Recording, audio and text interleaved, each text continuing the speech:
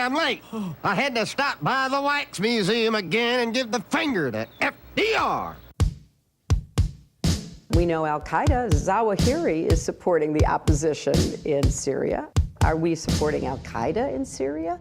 Well, it's a proud day for America. And by God, we've kicked Vietnam syndrome once and for all. Thank you very, very much. I say it again, you've been had. You've been took. You've been hoodwinked. These witnesses are trying to simply deny things that just about everybody else accepts as fact. He came, he saw, he died. Well, we ain't killing their army, but we killing them. We be on CNN like, say our name, bitch, say it 3 times. The meeting of the largest armies in the history of the world. Then there's going to be an invasion. All right, you guys, introducing Ali Abunimah. He runs Electronic Intifada. Welcome to the show. How are you doing? I'm doing well and happy to be here, Scott. Very happy to have you on. I've been meaning to interview you for a long time. Even tried a couple times. I know, and the delay is not for your want of trying. It's my own fault. So I'm very happy to be here at last. Well, look, I know that you're very busy doing great work, and we run you all the time at antiwar.com as well.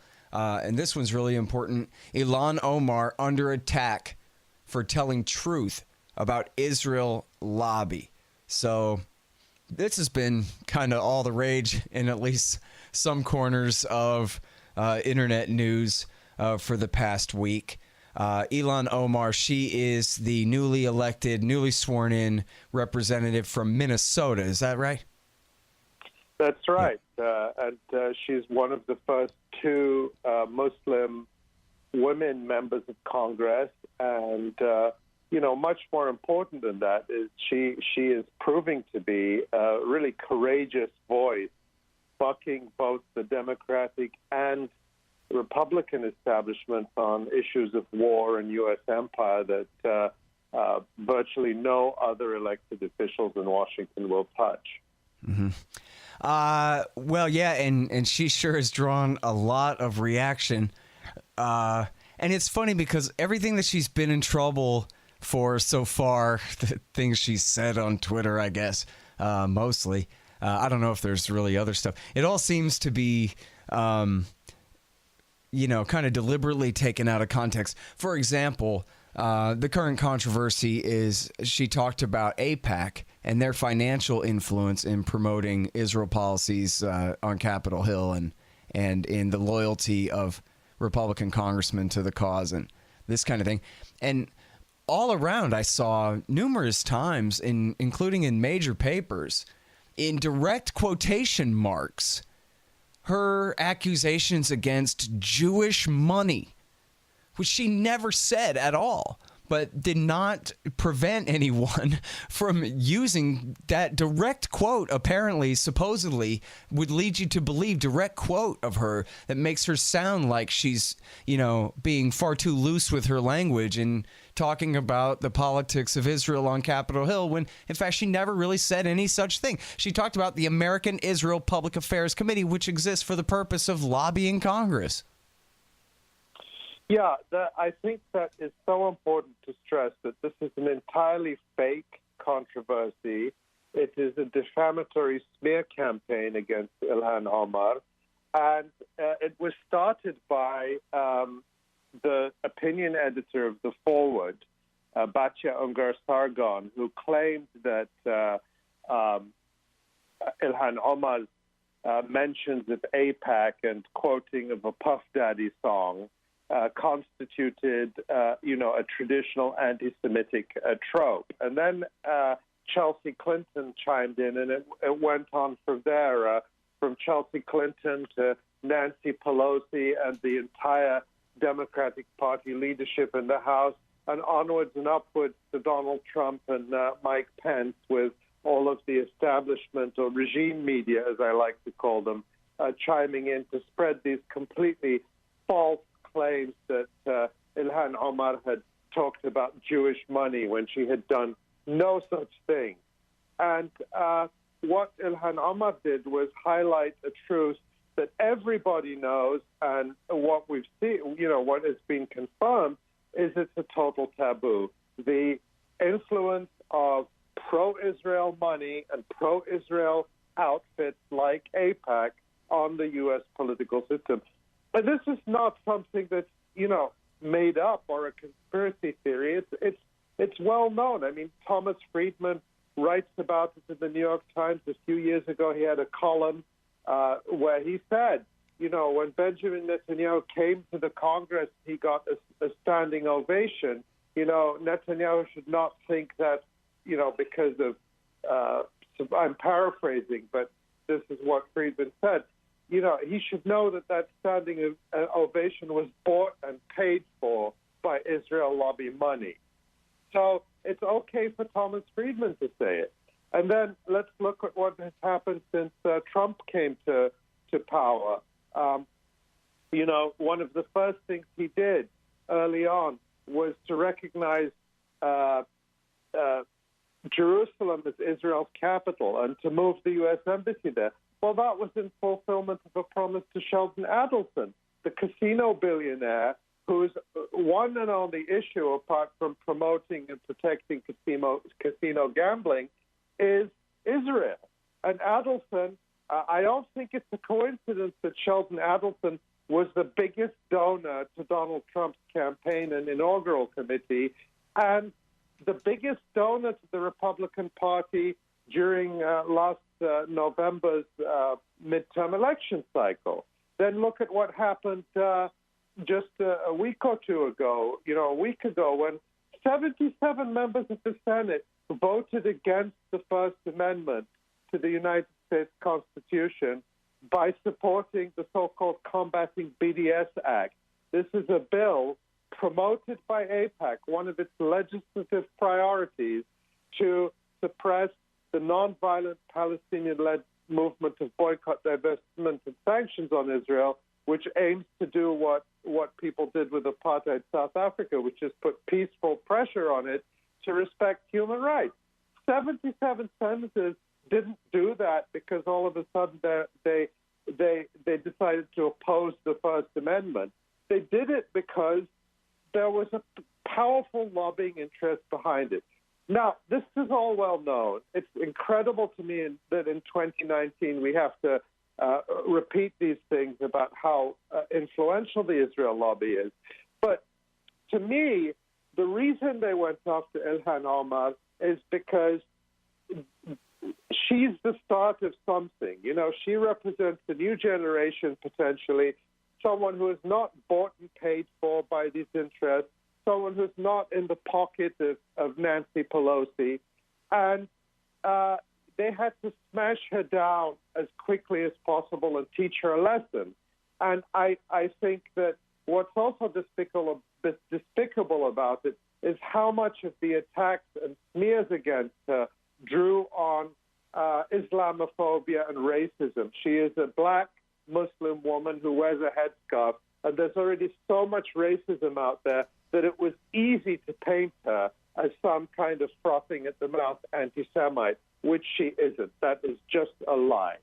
Yeah, well, I saw, or I guess a friend told me he saw on CNN that they were comparing her to George Wallace, saying there's never been someone so blatantly racist in American politics since George Wallace. Yeah, because that's what George Wallace always did, was walk around saying, hey, no offense. Yeah, it's breathtaking dishonesty. It's breathtaking dishonesty. And the key point is that the entire political and media establishment was complicit in it. It wasn't just the right wing of the Republican Party. We did see Kevin McCarthy, the Republican leader in the House, outrageously comparing Ilhan Omar, a black woman from a country that she fled as a refugee because of the devastation caused by U.S. militarism and imperialism in the Horn of Africa, comparing her to the white supremacism of Representative Steve King. That's outrageous enough coming from a Republican like Kevin McCarthy. But what was just so disgusting was to watch Nancy Pelosi and other Democrats throwing Ilhan Omar under the bus and completely validating this smear campaign against her. Well, and what a ridiculous position for anyone to be in, to say that, listen, there is an Israel lobby. It's led by this group called AIPAC. There are these other Israel affinity organizations, as Grant Smith calls them, that are more or less along the same agenda. They spend millions of dollars every year. They brag to each other all day long about how much power they have and how they need to really try and work to make sure that they get their way next time too. Their power over members of the House of Representatives is legendary and all of this. And yet at the same time, as everyone's supposed to know it, you're not allowed to say that at all, or else it's some kind of anti-Semitic trope. I don't know how long that can last. You know, when you have such a gap between the narrative and the reality, at some point there's an opening for someone like her to step in. Now, I have to say, though, that I saw her finally on video. I haven't been watching TV, but I did finally see her on video where she was confronting Elliot Abrams, which I really, appreciate the spirit there. And I understand she's new and she's nervous, but she flubbed. I just flubbed the word flub. She flubbed the word contra, and she called Abrams Adams, and she just kind of seemed a little shallow and a little bit like she was reading a thing that a staffer had written for her, but that she hadn't really thought through very much. And so I was a little disappointed in that, because I can see a lot of potential in her. Because I appreciate her attitude is, generally speaking, is to not apologize. And when she's attacked, she takes the opportunity to explain the position of the people in Gaza, for example, and why they need to be stuck up for and that kind of thing, which is really great. But maybe it's just first-day jitters. I mean, look, I also watched that video. I actually don't think she said Adams. I think she said Abrams rather than Abrams. And I see. Yeah, would be a closer pronunciation to. I don't know her. It's not my brief to defend her, but I just call things as I see it. Right. I think that she. The point is, let's not put all the burden on her. Why is she? The question to us is, why is she the only one questioning Elliot Abrams the way she was, bringing up the El Mozote massacre, bringing up the genocide in Guatemala and Central America that was fueled by the United States and by Israel, by the way. Let's not forget that in Guatemala, Rios Montt was the dictator, and in El Salvador, across Central America in the 80s, when Congress banned the United States administration from arming militias and intervening militarily in those countries. Yes, the Congress used to do things like that back in the 1980s, believe it or not. When Congress stepped in and outlawed the administration policies, the way the U.S. got around that was asking Israel to do its dirty work. That is such an important part of the story that is not being told. But I want to go back to something about the Israel lobby, and if I can bring up the Israel lobby film, because please. We should be having a national conversation about this. Al Jazeera made this incredible undercover documentary during 2016, where they had an undercover journalist infiltrate some of the top Israel lobby organizations in Washington. He actually was taken on as a staffer at the Israel Project and, was moving in the pro-Israel lobby circles and got so much of this on tape and on camera, including what you mentioned, some of the bragging about how influential these groups are, their internal bragging about what they're able to do. This is an incredible documentary. Al Jazeera was going to put it out, as they did put out a documentary, a similar one done in the UK, exposing the Israel lobby in Britain. But then this self-same lobby stepped in and put pressure on Al Jazeera through its main sponsor, which is, of course, the government of Qatar, and suppressed it. Al Jazeera never broadcast this this film about the power of the Israel lobby because the power of the Israel lobby stepped in to prevent it.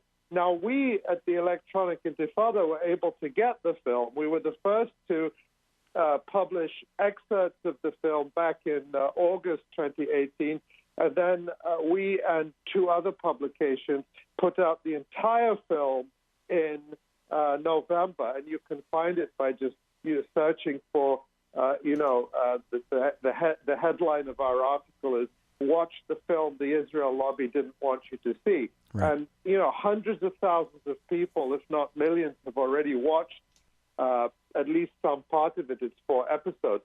But the point I keep coming back to is if this film had been about, all other things being equal, about Russian interference or Chinese or Iranian interference in American politics, including showing how Israel, working with unregistered agents like the Foundation for Defense of Democracy and the Israel on Campus Coalition, are systematically spying and gathering data on Americans, smearing college students and college professors for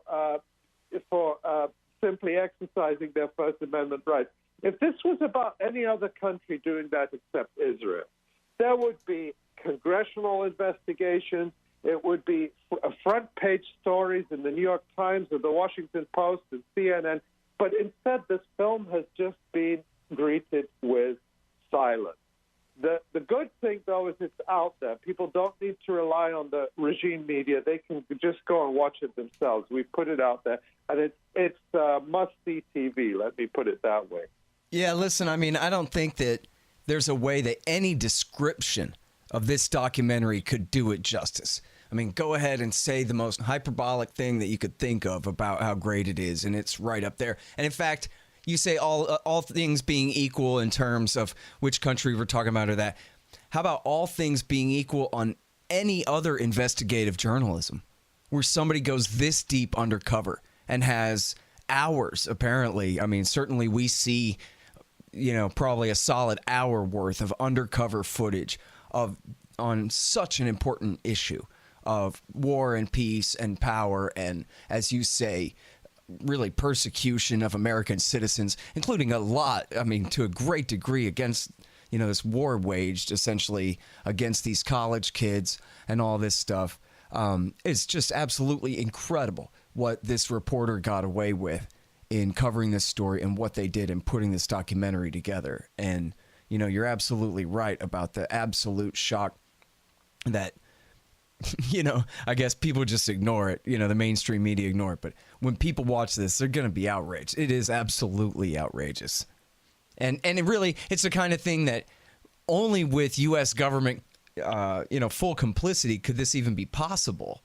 No other country could get away with this in the first place, much less, get away with kind of burying it this way.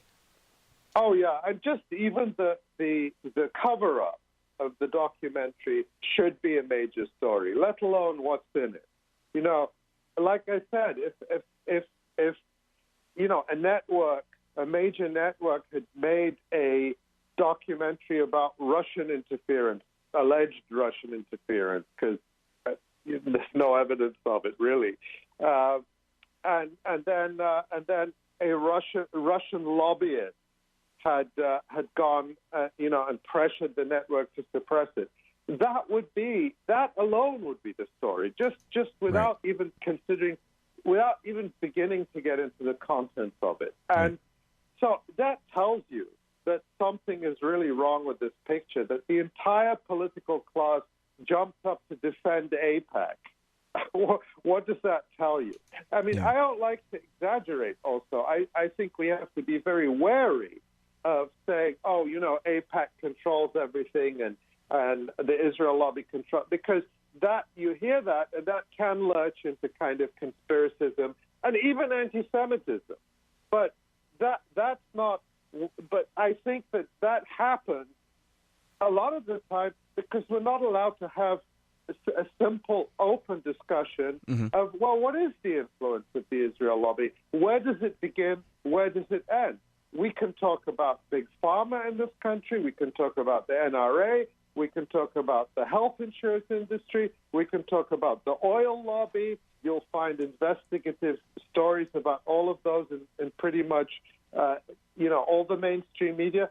This is the one lobby we're not allowed to talk about. Right. And I think part of the reason is because of exactly what happened to Ilhan Omar. You see this dishonest, cynical weaponization of false accusations of anti-Semitism. And that scares people because nobody wants to be in that position. And I will stand up and call out any anti-Semitic or anti-Jewish prejudice, and I have done so many times because I think it's critical for Palestinians who want their movement and need their movement to be principled, universalist, and anti-racist, to stand up against any kind of racism or bigotry, including anti-Semitism. And yet, when you have this constant resort to false accusations, cynically, to muddy the waters, to try to equate criticism of Israel with anti-Semitism, I think that does succeed a lot of the time in silencing and scaring people. Hey, y'all, here's how to help support the show. First of all, buy my book, Fool's Errand, Time to End the War in Afghanistan. It's available in paperback, Kindle, audiobook, and now in EPUB in all the different locations online there. You can get it, Fool's Errand. And also, really subscribe to the show. If you're not already a subscriber, there's an RSS button, iTunes, Stitcher, and all that stuff at scotthorton.org, and also at libertarianinstitute.org. Two different feeds there are the same thing. And also, I got a YouTube channel, youtube.com/Scott Horton Show. Subscribe there, and you'll get all the interviews. And check out my Patreon, patreon.com/Scott Horton Show. And you can find out all the details really at scotthorton.org/donate. Now, anybody donates $5 or more a month at Patreon or at PayPal will get keys to the Reddit room, r/Scott Horton Show. We got a great little Reddit group going on there if you want to join up. Anybody donates a one-off donation of $50 gets a signed book. And for $100, you can either get a QR code silver commodity disc, or you can get a lifetime subscription. For $100 to the Scott Horton Show, you get a lifetime subscription to Listen and Think audiobooks. And yes, we absolutely take PayPal and Bitcoin and all those things. So just go to scotthorton.org/donate. Also, the Amazon link is back at the top of the right-hand margin on the front of the page there. If you want to do all your Amazon shopping by way of my link, I'll get a kickback from their end of the sale. And hey, give me a good review on iTunes or Stitcher if you feel like it, or if you read the book on Amazon.com. And of course, share on social media, that kind of thing. And check me out at antiwar.com, scotthorton.org, kpfk.org, and libertarianinstitute.org. And it is interesting too that all week long, in fact, almost immediately, Sargon, the editor of the opinion editor of The Forward, I guess it was her, ran an article by Peter Feld saying essentially what you're saying. And then all week long at The Nation and 2 or 3, Beinart wrote a thing for The Forward, and there were a few other things. All week long, there have been liberal and progressive Jews coming to the defense of Ilhan Omar. And in fact, there's kind of even, from my point of view, like at antiwar.com, we've made a real point to feature them. But there's almost like a pressure that if you're going to take this position, you better find a liberal Jew to explain it or something like that, where I kind of, I would prefer to have a Palestinian go ahead and say their side. For a long time, I really didn't know very many, I still don't know very many Palestinian people to interview about all this stuff. Most of my best stuff about Israel-Palestine is talking with Philip Weiss and people like him, Max Blumenthal, and other liberal Jews who are sick of this, which just goes to show, too, and I think the polls, and you probably know the polls a lot better than me, but that the polls show that I think a supermajority, certainly a majority of American Jews, want a two-state solution. In other words, want the Israeli government to let the Palestinians have independence in the West Bank and Gaza Strip. Yeah, you know what's so interesting? I just want to say something about the role of the forward, and you know that this is sort of. It's great that they publish these articles defending Ilhan Omar, but that doesn't mitigate the fact that their editors spread the initial smear and the lie, because the damage was already done. And then they get to publish, you know, some articles defending Omar or saying we shouldn't throw around false accusations, and say, oh, look, well, we're showing both sides. But they've already spread the smear. They've already done the damage. And I think that trick needs to be called out. Which, and by the way, then Chelsea Clinton chimes in and will have you know that she thinks that Sister Soldier is way beyond the pale, and she is not as left-wing as that and is running for Senate soon, so stay tuned. And by the way, she doesn't want you listening to the new Public Enemy album either.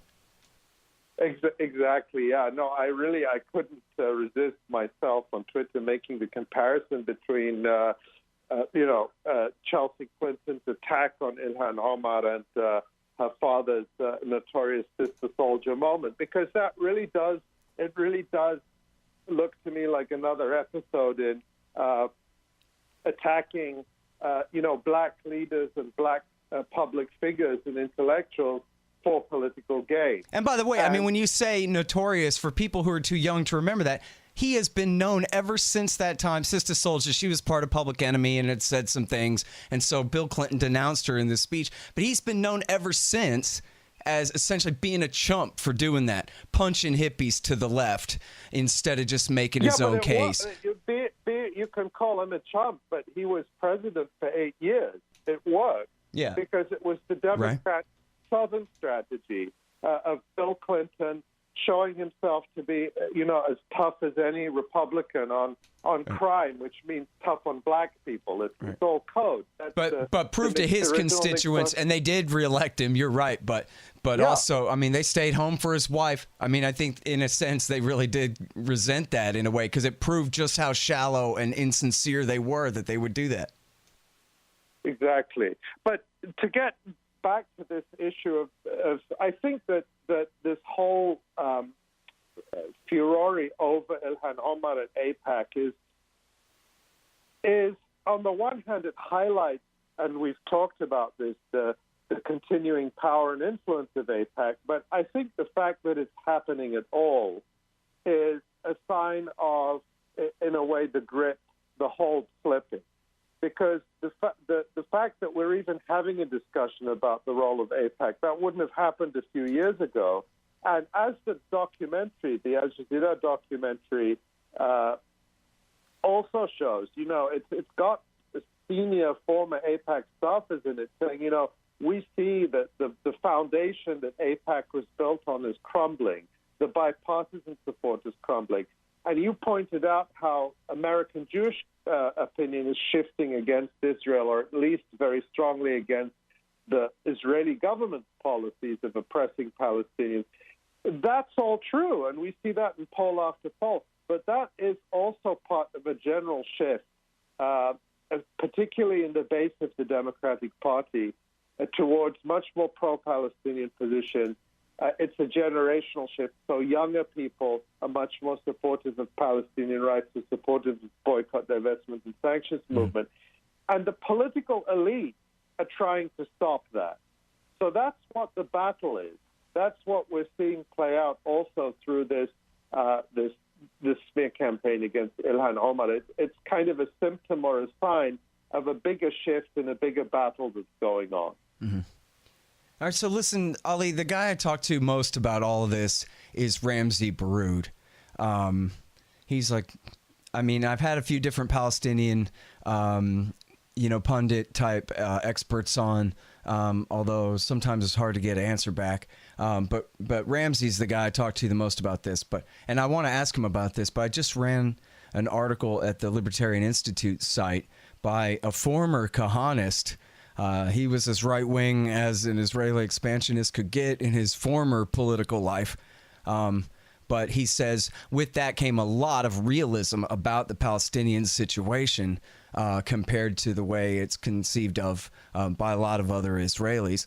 and he was saying that, listen, you know, the two-state solution, it can't work. Land swaps here and there and different, you know, individual private people being completely screwed out of their property and so many settlements already built, that can't be done. And the one-state solution, where you have basically two major tribes at about a 50-50 split, as, you know, emulating the United States, doing the left-right thing for control over, where winner take all for control over 10,000 important decisions, would just be so catastrophic that he says the answer then is, and this is not original to him, he's agreeing with others, and he linked to an explanation of this and everything. I'm sure you're familiar with the idea of a binational state where you would have one country but two governments, one for each of the major, I guess, religious sects, and throw in the Christians with the Muslims and the or Arabs overall. I don't know.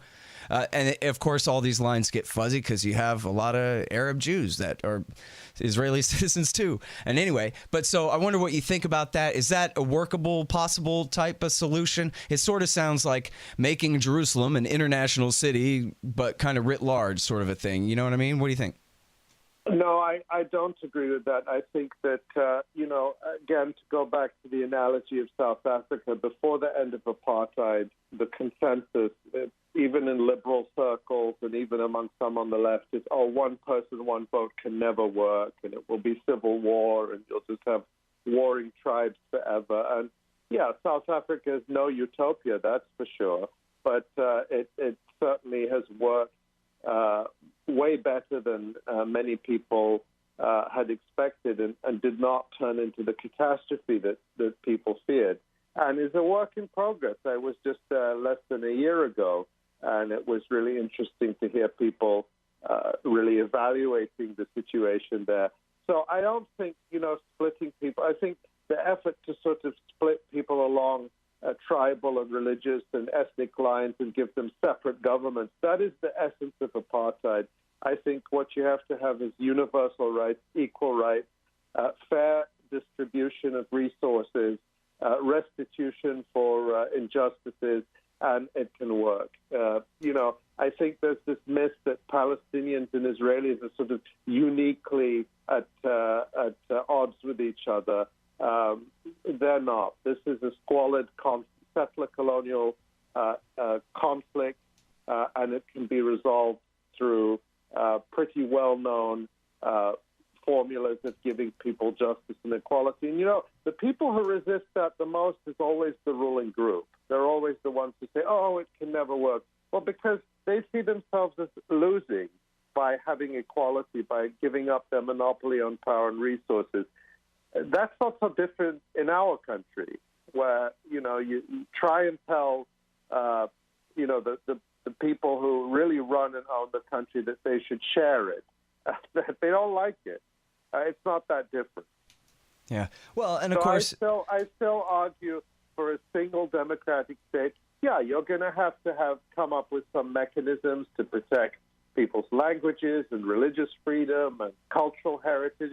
That's not a big deal. You can do that.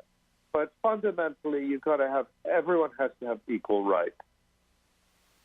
Yeah. Well, and of course, if the government had no job except securing liberty for everyone, and didn't have that much power to favor one group over the other when it comes to a lot of these things, then that would make a lot of sense. But I guess the fear would be that there's so much at stake for the state to decide about who has access to what land and under what conditions and which religious sites and all these things, that it would just, I mean, I guess certainly I thought in the past that if it really came down to, I don't know, say America changed its mind and started telling the Israelis they really had to do this, that there would be a worse civil war first. There'd be another Nakba before the Israelis would let that happen, essentially. I don't know that that's the case. I think that the exactly the same predictions of, you know, Armageddon came before the transition in South Africa, and these are the things the strong say to scare people into accepting the status quo. I think if America and the rest of the world said to Israel, game's up, apartheid is over, you have to treat the Palestinians as full human beings, they would have to do it, and they would not be able to stand alone and commit another Nakba. What makes it possible to even think about that is the idea that they have full American backing. And what we're seeing now with the rise of the BDS movement and people like Ilhan Omar and others speaking up is a shift is coming. A change is coming, and that's to me that's hopeful, and it's something that we have to keep pushing and encouraging, and not see things as forever going to be the way they are today. Certainly before the civil rights movement, things looked like in this country there would always be Jim Crow. Segregation now, segregation forever. But things change. And I think we have to look at this situation the same way. And partly the huge backlash to Ilhan Omar is because they're afraid of that change is possible. Right. So we should take a message from that. If there was nothing to fear for Israel and its lobby, why would they worry about Ilhan Omar? Well, and of course, in the South where blacks were legalized in the 1960s, it wasn't a zero-sum game where all of a sudden the white majorities, not always majorities, I guess in some of the states blacks were even the majority at the time, or it was close anyway. They didn't lose everything just because they allowed for blacks to have civil rights finally as well, and somewhat protection from the state instead of simply persecution by it for a change. They didn't lose anything just because others gained. It's crazy to think that way. So, I certainly agree with you on that. That's what the Nixon, the Southern strategy was to convince white working class people that they were losing because of civil rights. And that toxicity has, come down to us to this day. But the point is that was a strategy by the Republicans and Nixon, and it's not inevitable. You could have built a different kind of politics in which what was emphasized was that everybody gained from everybody being free and everyone having full rights. Right. And so that's the message we also have to keep pushing when it comes to Palestine. And by the way, I'm sorry, do you have one more minute? Yes, one more minute. Let's do it. I just want to give you an opportunity to talk about what's going on in Gaza with the Friday marches and the snipers there. It's been a while since we had a good update about the actual situation because, a lot of people, they don't even know what you're so upset about here anyway. Well, basically, you've got 2 million people, most of them refugees, caged in Gaza, which is a giant ghetto, which is deprived of contact with the outside world and the basic means to sustain itself. And people are revolting and they're protesting, and Israel shoots them dead with snipers, and they've killed more than 200 people in the last year with snipers just protesting. Not a single one of them has been armed or presented any danger to Israelis who have been, of those who have been killed during these protests. And Israel is doing it because these Palestinians are demanding their basic rights, and Israel doesn't want to give it to them. And this is now, we're speaking on the 47th Friday of such protests. It will almost be a year at the end of March. And I'd recommend people go to the Electronic Intifada, our publication, because we have regular reports from our wonderful reporters in Gaza who really give a lot of deep insight into what's happening that you will simply not get from MSNBC or CNN or the New York Times. Yeah. I just recently signed up for y'all's morning email, and so I'm finding more and more great stuff in there, including a new article today on the question of Ilhan Omar and that controversy as well by one of your writers. I'm sorry, I forgot her name, but Nora Barrows-Friedman. Yeah, it's a great article. Right. Okay, well, great stuff as always. And again, I can't emphasize enough the importance of your website and especially the service that you did in publishing this suppressed and then leaked by you documentary. It's 4 parts, and it's worth watching the whole thing through, everyone. It's called The Lobby USA, and you'll find it at electronicintifada.net. Thanks again for coming on the show, Ali. My pleasure, Scott. Thank you. All right, you guys, that's Ali Abunimah. and he is at electronicintifada.net. All right, y'all, thanks. Find me at libertarianinstitute.org, at scotthorton.org, antiwar.com, and reddit.com/Scott Horton Show. Oh, yeah, and read my book, Fool's Errand, Timed and the War in Afghanistan, at foolserrand.us.